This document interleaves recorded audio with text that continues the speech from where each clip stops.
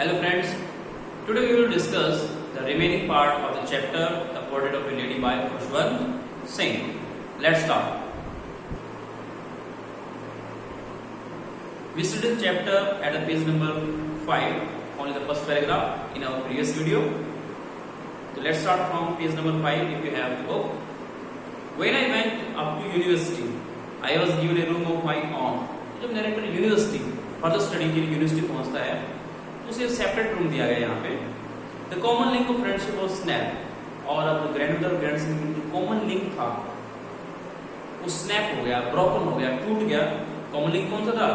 The same room, जिस room को वो शेयर करते थे. My grandmother accepted her seclusion with resignation, और ग्रैंडमदर ने अपना जो सेक्लूजन है, सेक्लूजन का लोनलीनेस, एकांत, अकेलापन एक्सेप्ट कर लिया, स्वीकार कर लिया विद रेजिग्नेशन. रेजिग्नेशन का यहाँ पे मीनिंग जो है वो है कामनेस विद साइलेंस, शांति के साथ में, शांत स्वभाव से उसको एक्सेप्ट कर लिया, कोई अपोज नहीं किया कि क्यों चेंज किया गया है. She really left her spinning wheel to talk to anyone. अब उसने कुछ नई हैबिट डाली, जब नई हैबिट यहाँ स्टार्ट की है, स्पिनिंग व्हील को यूज करना शुरू कर दिया है और अपने आप में बिजी रहते हैं, स्पिनिंग व्हील को स्पिन करते हुए, जो चरखा है उसे काटते हुए. And did not talk to anyone from sunrise to sunset, from morning to evening की हम बात करें. She set by her wheel spinning and reciting prayer.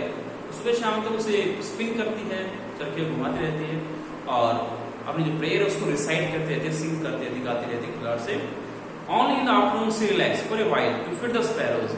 Only afternoon में, सिर्फ दोपहर के समय वो थोड़ा सा रिलैक्स करती है, कोई फॉर ए व्हाइल, कुछ समय के लिए, जस्ट टू फीड स्पैरोज. और ये हाफ आवर है जो हम कह सकते हैं, जिसको वो यूज करती है स्पैरोज को फीड करने के लिए, उन्हें दाना या रोटी डालने के लिए.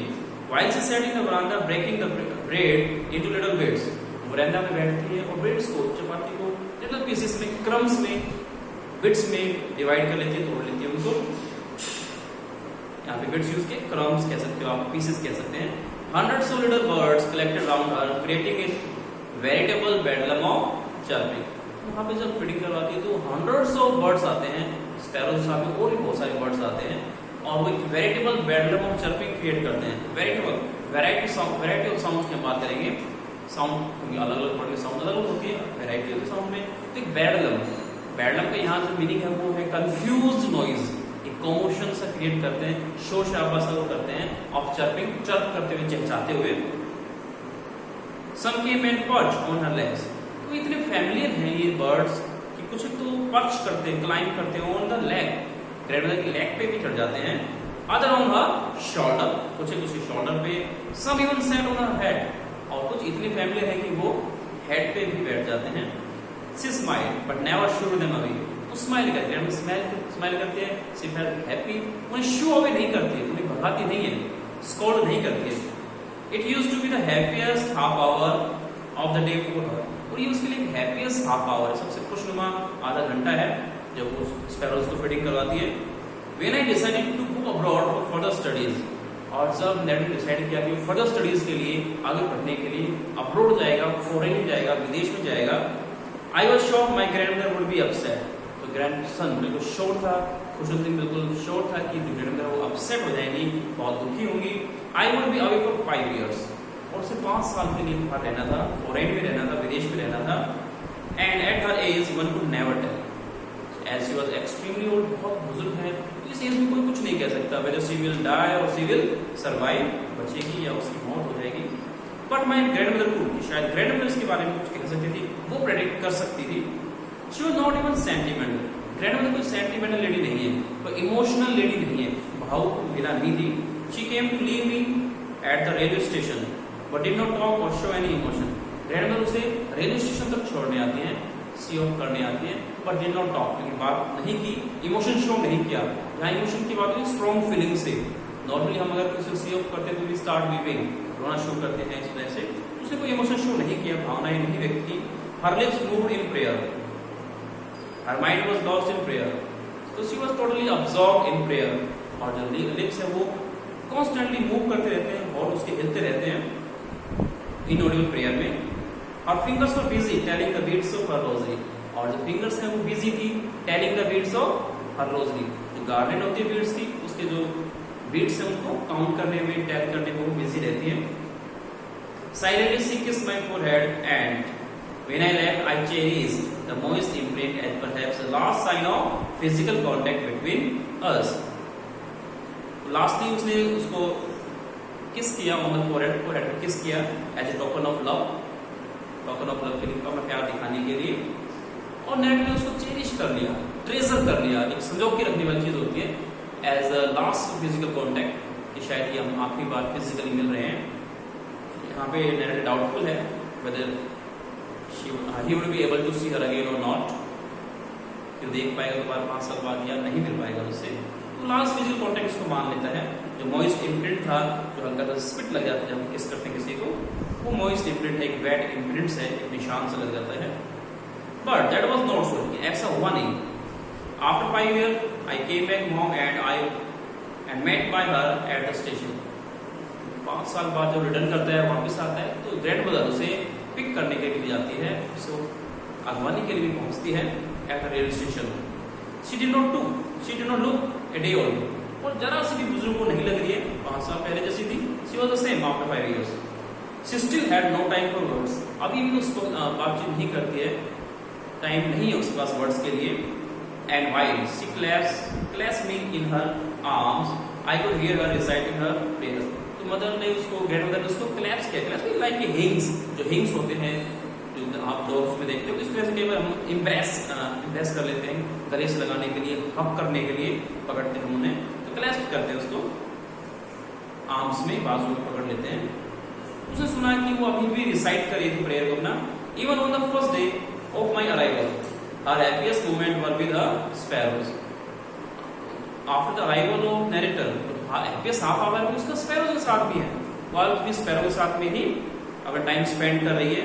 And she felt longer and with frivolous review, तो आज उसने लॉन्ग टाइम तक उसको फीड किया है स्पैरोज को, और विद फ्रिवोलस रिव्यूज की हैं. चिड़िया जो यहाँ पे स्पैरोज, उनको रिव्यू किया गया है, स्कोल्ड किया गया, डांटा गया है, लेकिन frivolous not serious.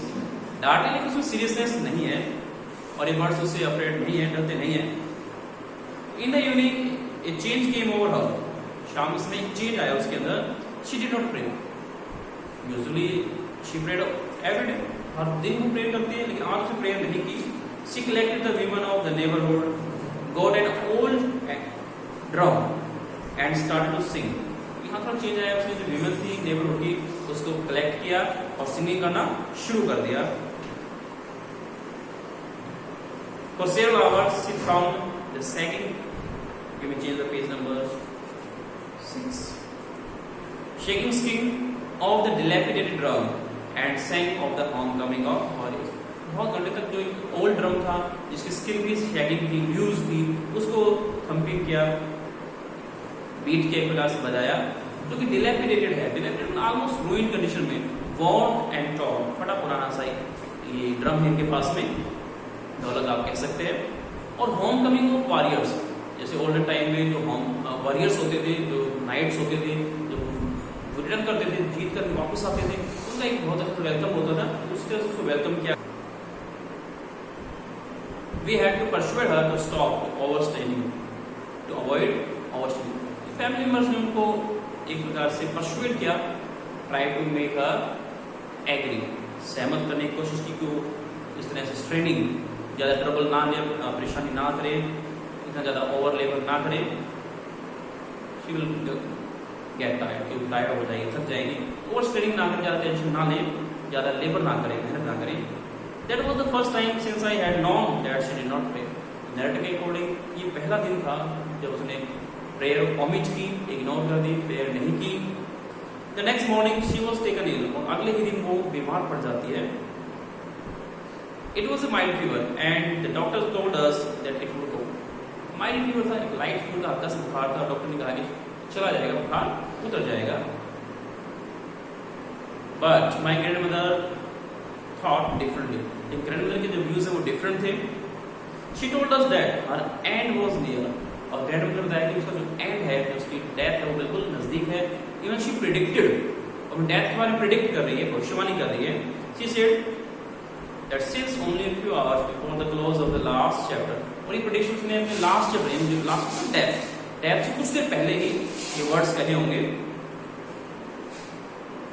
She had omitted to pray, और प्रेयर को उसने ओमिट कर दिया, इग्नोर कर दिया, अवॉइड किया। पहली बार प्रेयर को उसने अवॉइड किया। She was not going to waste any more time talking to us, वो किसी भी तरह से टाइम वेस्ट नहीं करना चाहती फैमिली मेंबर से बात करके। वी प्रोटेस्टेड, और फैमिली मेंबर्स ने प्रोटेस्ट किया, अपोज किया, but she ignored our protest. लेकिन उसने ग्रैंडमदर ने हमारे फैमिली मेंबर्स के प्रोटेस्ट को एक प्रकार से इग्नोर कर दिया, नजरअंदाज कर दिया, ओवरलुक कर दिया, ध्यान नहीं दिया।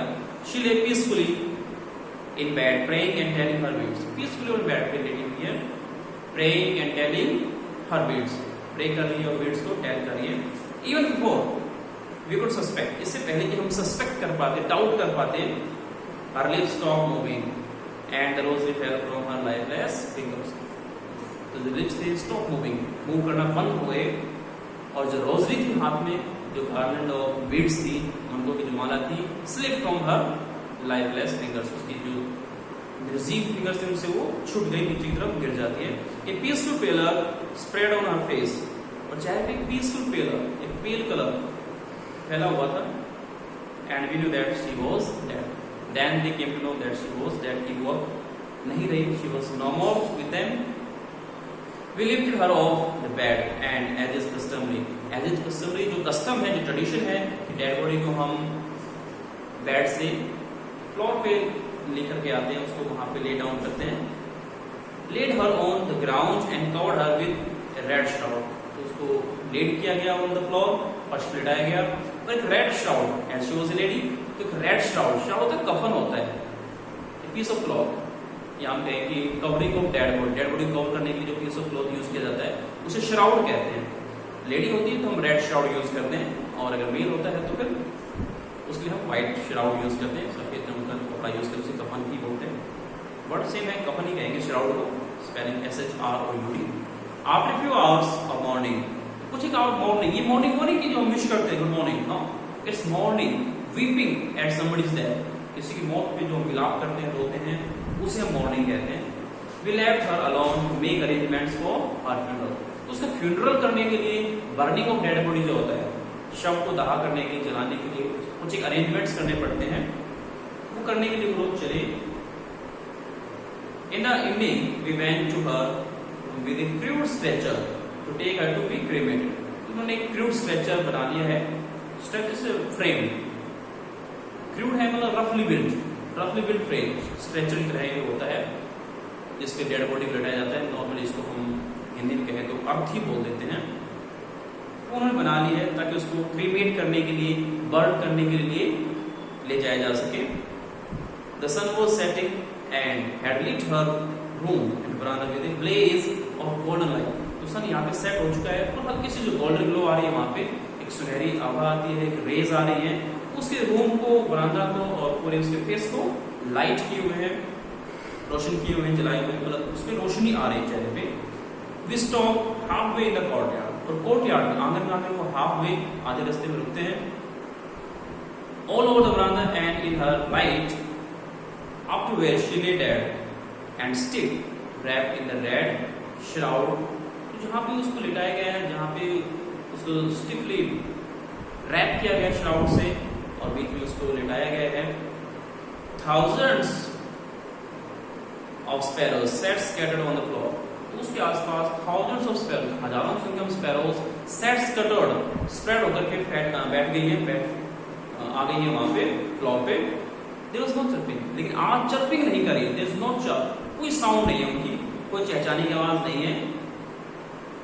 We felt sorry for the birds and my mother fetched some bread for them, और हमने उन स्पैरोज के लिए, क्योंकि वो रोजाना उन्हें फीडिंग करवाती थी, उन्होंने सॉरी फील किया, रिग्रेट फील किया, दुख महसूस किया उन स्पैरोज के लिए।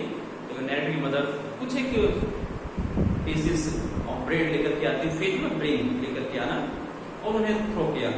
She broke it into little crumbs the way my grandmother used to, जिस तरह से ग्रैंडमदर यूज्ड टू थी उन्हें पीसेस में डिवाइड करने की, वैसे ही उन्होंने फॉलो किया। And threw it to them, और स्पैरोज के लिए उसको थ्रू कर दिया, डाल दिया, उनके लिए फेंक दिया एक प्रकार से। The sparrows took no notice of the bread, लेकिन स्पैरोज ने उन ब्रेड का कोई नोटिस नहीं लिया, उसको ऑब्जर्व भी नहीं किया, लेट अलोन ईटिंग, खाने की तो बात ही अलग है। It is their way to show their emotions. तो स्पैरो अपने इमोशंस शो कर रही है, अपनी मॉर्निंग कर रही है, अपना रुदन कर रही है at the death of grandmother, lament कर रही है एक तरह से वो। They carried my grandmother's corpse off, और जब वो ग्रैंडमदर के कॉर्प्स को ऑफ करते हैं, डेड बॉडी को टुक ऑफ किया, ले जाया गया, दे फ्लू अवे क्वाइटली, और वो फ्लू अवे क्वाइटली, शांति से, without any sound flew away हो जाती है। Next morning the sweeper swept the bread crumbs into the dustbin, और अगले दिन जो स्वीपर है उन ब्रेड क्रम्स को स्वेप्ट करके डस्टबिन में डालता है। तो दिस वाज चैप्टर द पॉटेड of a lady by Khushwant Singh. That's all for today. We will discuss some other chapter in our next video. Thank you.